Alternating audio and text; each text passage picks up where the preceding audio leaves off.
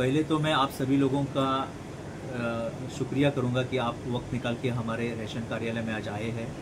और ये पत्रकार परिषद रखने की एक कारण है कि हमारे मुमरा दीवा विभाग में ई-केवाईसी जो है वो बहुत ही कम है। तो मैं आपके ज़रिए लोगों से अनुरोध करना चाहता हूँ कि जो अंत्योदय कार्ड होल्डर और प्राधान्य कुटुंब के कार्ड होल्डर है, यानी जो राशन लेते हैं राशन दुकानों से, उनको मैं गुजारिश करूंगा कि आपके हर एक फैमिली मेंबर का आप राशन दुकान में जाके ई-केवाईसी करवा लीजिए, जिसकी अंतिम तारीख 20 फरवरी है। अगर 20 फरवरी तक आप ई-केवाईसी नहीं करवाते हो तो शायद आपका राशन भविष्य में बंद हो सकता है। ई-केवाईसी सर है क्या? ई-केवाईसी ये होता है कि ई-केवाईसी से पता चलता है कि आदमी अभी भी वहाँ पे है, वहीं पे रहता है, वही इलाके में रहता है और अभी भी राशन लेता है। इससे ई-केवाईसी पता चलता है।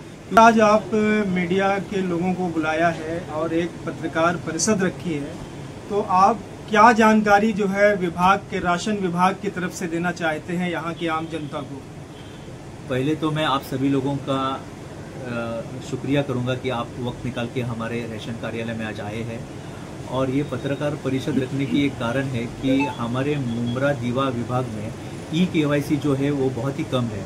तो मैं आपके ज़रिए लोगों से अनुरोध करना चाहता हूँ कि जो अंत्योदय कार्ड होल्डर और प्राधान्य कुटुंब के कार्ड होल्डर है, यानी जो राशन लेते हैं राशन दुकानों से, उनको मैं गुजारिश करूंगा कि आपके हर एक फैमिली मेंबर का आप राशन दुकान में जाके ई-केवाईसी करवा लीजिए, जिसकी अंतिम तारीख 20 फरवरी है। अगर 20 फरवरी तक आप ई-केवाईसी नहीं करवाते हो तो शायद आपका राशन भविष्य में बंद हो सकता है। ई-केवाईसी सर है क्या? ई-केवाईसी ये होता है कि ई-केवाईसी से पता चलता है कि आदमी अभी भी वहाँ पे है, वहीं पे रहता है, वही इलाके में रहता है और अभी भी राशन लेता है। इससे ई-केवाईसी पता चलता है। क्योंकि क्या होता है, बहुत से लोग गुजर जाते हैं, शादी होके छोड़ जाते हैं या जॉब की वजह से कहीं दूसरी जगह शिफ्ट हो जाते हैं, लेकिन अपना नाम रेशन कार्ड से निकालते नहीं है।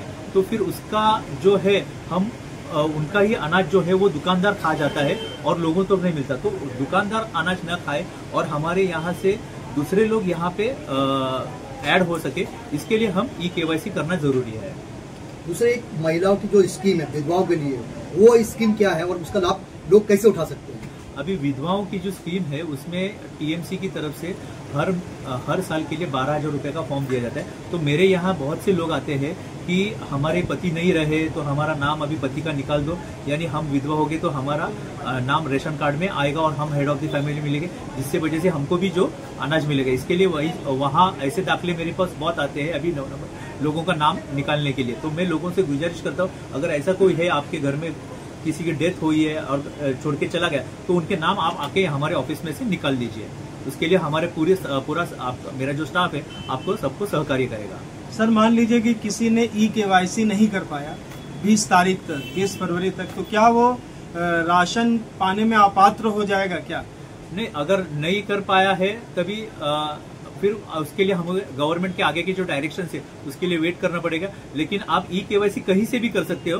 महाराष्ट्र में आप कहीं भी हो तो कहीं से भी महाराष्ट्र के कौन से भी राशन दुकान से आप ई-केवाईसी करवा सकते हो। आपको यहीं पे मुमरा में नहीं, अगर आप जॉब के लिए बम्बई जाते हो तो बम्बई के भी किसी भी नजदीक के रेशन दुकान से आप ई-केवाईसी करवा सकते हो। मान लीजिए कोई यूपी का है, वो यहाँ आया है, मुंबई में आया है और मुमरा में है, तो क्या यहाँ से भी ई-केवाईसी हो जाएगी? हाँ, यूपी का और जो बिहार के जो स्टेट्स है उनका भी अपने यहाँ ई-केवाईसी हो सकता है। और वो यूपी और बिहार के और अदर स्टेट्स के जो लोग हैं वो यहाँ से भी राशन ले सकते हैं, क्योंकि अपना अभी वन नेशन वन रेशन हो चुका है। इसके लिए मैं यूपी के लोग जो यहाँ पे काम के लिए आते तो मैं उन लोगों से भी अनुरोध करूंगा जो इतर स्टेट के हैं कि हमारे यहाँ के मुमरा दीवा के राशन दुकानों से आपको भी राशन मिलेगा। ई-केवाईसी कर सकते हैं? हाँ, ई-केवाईसी भी कर सकते हैं और राशन भी ले सकते हैं। यानी बहुत सारे दुकानदार हैं जो यूपी और बिहार से आने वाले लोगों को राशन नहीं देते, ये बोलकर कि आपका यहाँ पर नहीं मिलेगा। ऐसे लोगों के लिए क्या करना चाहिए? नहीं, ऐसे लोगों के लिए पहले ई-केवाईसी करवा लीजिए। अगर यहाँ पे उनको ई-केवाईसी होता तो उनको राशन भी यहाँ पर मिलेगा।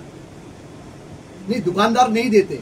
नहीं, दुकानदार उसके लिए क्या उसके लिए उन्होंने मुझे आके यहाँ पे कंप्लेंट देनी चाहिए, तो फिर मैं दुकानदारों को बोल के उनको मैं राशन दिलवा दूंगा, यूपी और बिहार के लोगों को भी। सर थोड़ा सा ई-श्रम के बारे में लोगों को बताइए, क्योंकि ये मुमरा और दीवा में हजारों की संख्या में लोग बाहर से काम करने के लिए आते हैं। तो ई-श्रम होल्डर क्या कर सकते हैं, उनके लिए क्या फैसिलिटी आपके यहाँ? अभी ई-श्रम होल्डर के लिए गवर्नमेंट ऑफ इंडिया ने ई-श्रम कार्ड दिया है।